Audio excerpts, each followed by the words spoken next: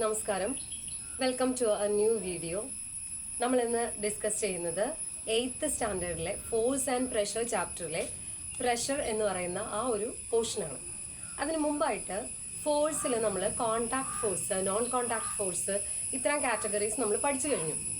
So contact ഫോഴ്സിൽ examples നമുക്കറിയാം, frictional ഫോഴ്സും മസ്കുലർ ഫോഴ്സും ആണ്. നോൺ കോണ്ടാക്ട് ഫോഴ്സിന് examples gravitational force, then magnetic force, electrostatic force. Okay, so ഇതിൽ ക്വസ്റ്റ്യൻസ് വരാവുന്നത് ഏത് ടൈപ്പ് ഓഫ് ക്വസ്റ്റ്യൻസ് ആണ് ഈ കാറ്റഗറിയിൽ നിന്ന്, ആ ഒരു ടൈപ്പ് സെക്ഷനിൽ നിന്ന് നിങ്ങൾക്ക് ഏത് ടൈപ്പ് ഓഫ് ക്വസ്റ്റ്യൻസ് ആണ് വരിക എന്നുള്ളതാണ് നമ്മൾ ആദ്യം ഡിസ്കസ് ചെയ്യുന്നത്.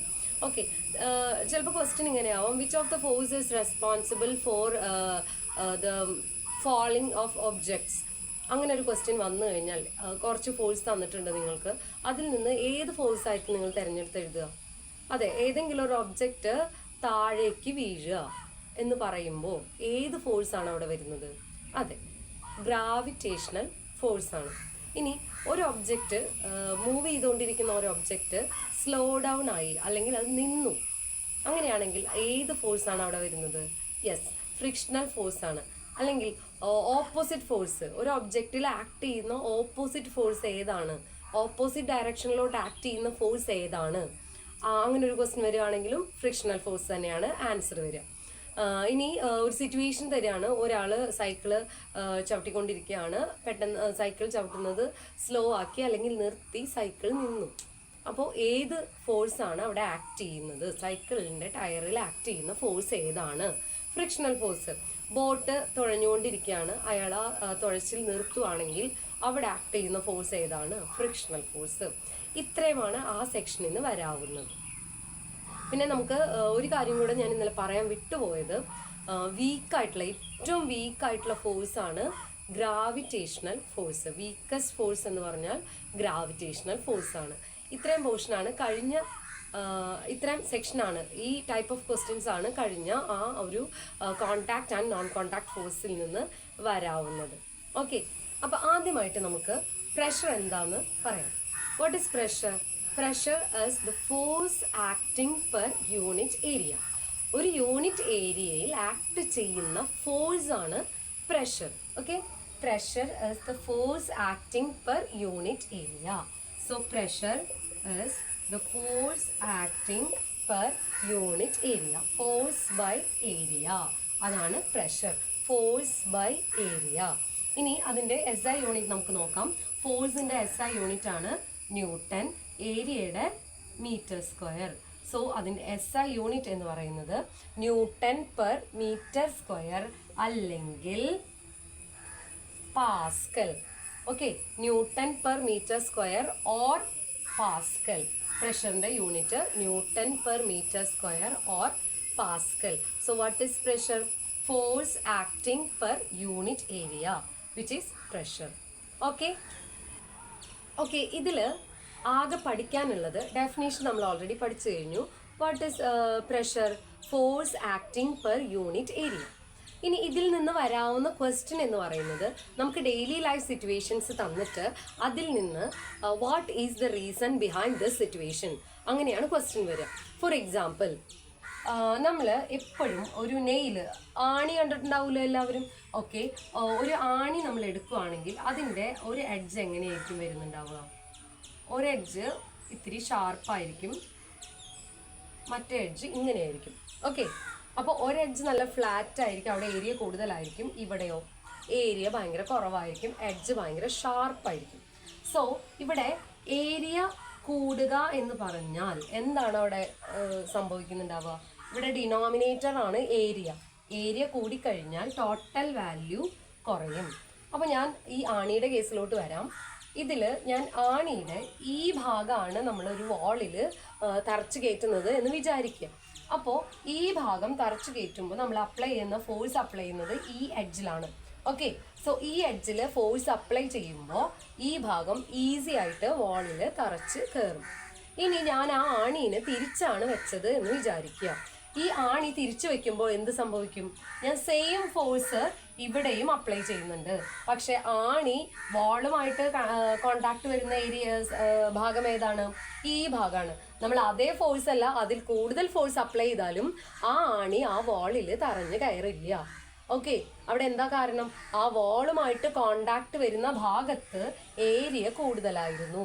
സോ നമ്മൾ എത്ര ഫോഴ്സ് അപ്ലൈ ചെയ്താലും അവിടെ ആവശ്യത്തിനുള്ള പ്രഷർ നമുക്ക് കൊടുക്കാൻ പറ്റുന്നില്ല. സോ അത് അവിടെ തുളഞ്ഞ് കയറാൻ ആ ആണിക്ക് പറ്റില്ല. ഓക്കെ, അതൊരു എക്സാമ്പിളാണ്. ഈ പ്രഷറിൻ്റെ അപ്ലിക്കേഷൻ വരുന്ന ഒരുപാട് സിറ്റുവേഷൻസ് നമുക്ക് ഡെയിലി ലൈഫിലുണ്ട്. വേറൊരു സിറ്റുവേഷൻ പറയാം. നമുക്ക് എപ്പോഴും നമ്മൾ എന്താ പറയുക, കട്ട് ചെയ്യുന്ന സമയത്ത് നമ്മൾ ഉപയോഗിക്കുന്ന നൈഫ് അത് നല്ല ഷാർപ്പായിട്ടുള്ള നൈഫാണെങ്കിൽ നമുക്ക് എന്ത് ചെയ്യാൻ പറ്റും? ഈസി ആയിട്ട് കട്ട് ചെയ്യാൻ പറ്റും. ഇനി അതിൻ്റെ എഡ്ജ് ഷാർപ്പല്ല എന്നുണ്ടെങ്കിൽ നമുക്ക് വെജിറ്റബിൾസ് ഈസി ആയിട്ട് കട്ട് ചെയ്യാൻ പറ്റുമോ? ഇല്ല. അതിൻ്റെ എഡ്ജ് ഷാർപ്പാണെങ്കിൽ മാത്രമേ നമുക്ക് ഈസി ആയിട്ട് അവിടെ കട്ട് ചെയ്യാനായിട്ട് പറ്റുള്ളൂ. സോ നമ്മൾ അപ്ലൈ ചെയ്യുന്ന ഫോഴ്സ് അവിടെ എഫക്റ്റീവ് ആവണമെങ്കിൽ അതിൻ്റെ ഏരിയ കുറയണം. ഓക്കെ, ഇനി ഇതൊക്കെ നമുക്ക് യൂസ്ഫുൾ ആയിട്ടുള്ള കാര്യങ്ങളാണ് കേട്ടോ. ഇപ്പോൾ നെയിൽ നേരത്തെ പറഞ്ഞു, അത് അതിൻ്റെ എഡ്ജ് ഷാർപ്പാണെങ്കിൽ മാത്രമേ അത് വാളിലേക്ക് തുളഞ്ഞു കയറുള്ളൂ. ഇനി കത്തിയുടെ കേസ് പറഞ്ഞു, നൈഫിൻ്റെ കേസിൽ എന്താ ഞാൻ പറഞ്ഞത്? അതിൻ്റെ എഡ്ജ് ഷാർപ്പാണെങ്കിൽ മാത്രമേ നമുക്ക് വെജിറ്റബിൾസ് ആയാലും എന്ത് തന്നെയായാലും നമുക്ക് കട്ട് ചെയ്യാനായിട്ട് പറ്റുള്ളൂ. സോ ഇത് രണ്ടും നമുക്ക് ഡെയിലി ലൈഫിൽ യൂസ്ഫുൾ ആയിട്ടുള്ള കാര്യം. ഓക്കെ, ഇനി നമുക്ക് പറയാൻ പറ്റുന്ന വേറൊരു എക്സാമ്പിളാണ്, നമ്മൾ സ്കൂൾ ബാഗ് ശ്രദ്ധിച്ചിട്ടുണ്ടോ നിങ്ങൾ? സ്കൂൾ ബാഗ് നമ്മൾ തോളത്ത്, അതായത് നമ്മുടെ ഷോൾഡറിൽ വരുന്ന ആ ഒരു ഭാഗം, ആ സ്ട്രാപ്പിൻ്റെ ആ വീതി, അവിടുത്തെ വിഡ്ത്ത് എങ്ങനെയാണ് വരുന്നത്? എങ്ങനെയാണ്? അവിടുത്തെ ഏരിയ കൂടുതലല്ലേ തോന്നണത്? അതിനി ആ ബാഗിൻ്റെ ആ ഒരു സ്ട്രാപ്പ് ഭയങ്കര തിന്നായിട്ടുള്ള സ്ട്രാപ്പാണ് നമുക്ക് യൂസ് ചെയ്യുന്നത് എങ്കിൽ നമുക്കത് ക്യാരി ചെയ്യാൻ ഈസി ആണോ? അല്ല, നമുക്കത് പെയിൻഫുൾ ആയിരിക്കും അല്ലേ? ഭയങ്കര തിൻ സ്ട്രാപ്പാണ്, അത് വെച്ചാണ് നമ്മളത് സ്കൂളിലേക്ക് പോകുന്നതും വരുന്നതും എങ്കിൽ നമുക്കത് കൂടുതൽ പെയിൻഫുൾ ആയിരിക്കും. സോ അവിടെ ഏരിയ കൂടിക്കഴിഞ്ഞാൽ എന്താണ് സംഭവിക്കുന്നത്? ഏരിയ കൂടിക്കഴിഞ്ഞാൽ പ്രഷർ കുറയും. അപ്പം നമ്മളുടെ ബോഡിയിലോട്ട് കിട്ടുന്ന പ്രഷർ അവിടെ കുറഞ്ഞു. സോ നമുക്ക് ഈസി ആയിട്ട് ക്യാരി ചെയ്യാൻ പറ്റും. അതുകൊണ്ടാണ് നല്ല സ്മൂത്ത് ആയിട്ടുള്ള സ്ട്രാപ്പുകൾ നമുക്ക് ബാഗുകൾക്ക് വെക്കുന്നത്. അതുപോലെ തന്നെ നമുക്ക് വേറൊരു എക്സാമ്പിൾ പറയാം. ബിഗ് ഷോപ്പറുകൾ അല്ലെങ്കിൽ കവറുകൾ, അത് ഭയങ്കര തിന്നായിട്ടുള്ള സ്ട്രാപ്പാണ് അതിന് എന്നുണ്ടെങ്കിൽ നമുക്കത് നല്ല വെയിറ്റ് ഉള്ള ഒബ്ജക്ട്സ് നമുക്ക് ക്യാരി ചെയ്ത് കൊണ്ടുപോകാൻ വേണ്ടിയിട്ട് ഈസി ആവുമോ? ഇല്ല, നമ്മുടെ കൈക്ക് ഭയങ്കര പെയിൻഫുൾ ആയിരിക്കും അത്. സോ അതിനാണ് നമ്മൾ എപ്പോഴും എന്താ പറയുക, നല്ല വീതി കൂടിയിട്ടുള്ള ഏരിയ കൂടിയിട്ടുള്ള സ്ട്രാപ്പുകളുള്ള കവറുകൾ, കൂടുതൽ വെയിറ്റ് ഉള്ള ലഗേജുകൾ കൊണ്ടുപോകാൻ വേണ്ടിയിട്ട് യൂസ് ചെയ്യുന്നത്. അതും ഒരു അപ്ലിക്കേഷനാണ് പ്രഷറിൻ്റെ. ഇനി നമ്മൾ ആളുകൾ എന്താ പറയുക, കെട്ടിടം പണിയുടെയൊക്കെ, കോൺക്രീറ്റ് പണികളുടെ അങ്ങനത്തെയൊക്കെ ജോലികൾ ചെയ്യുന്ന ആളുകൾ നമുക്കറിയാം, തലയിൽ അവർ ചട്ടികളിലായിരിക്കും അവർ സാധനങ്ങൾ ക്യാരി ചെയ്ത് കൊണ്ടുപോവുക അല്ലേ? കെട്ടിടം പണികൾ, ബിൽഡിങ്ങിൻ്റെയൊക്കെ കൺസ്ട്രക്ഷൻ വർക്കുകളുടെ സ്ഥലങ്ങളിൽ നമ്മൾ കണ്ടിട്ടുണ്ടായിരിക്കും. അപ്പോൾ അവരെപ്പോഴും അവരുടെ തലയിൽ എന്ത് വയ്ക്കുവാണെങ്കിലും അതിന് താഴെയായിട്ട് ഒരു ക്ലോത്ത് വെച്ചിട്ട് ചുറ്റിയിട്ട് നമ്മൾ തലയിൽ വെച്ചിട്ട് കണ്ടിട്ടുണ്ടായിരിക്കും അല്ലേ?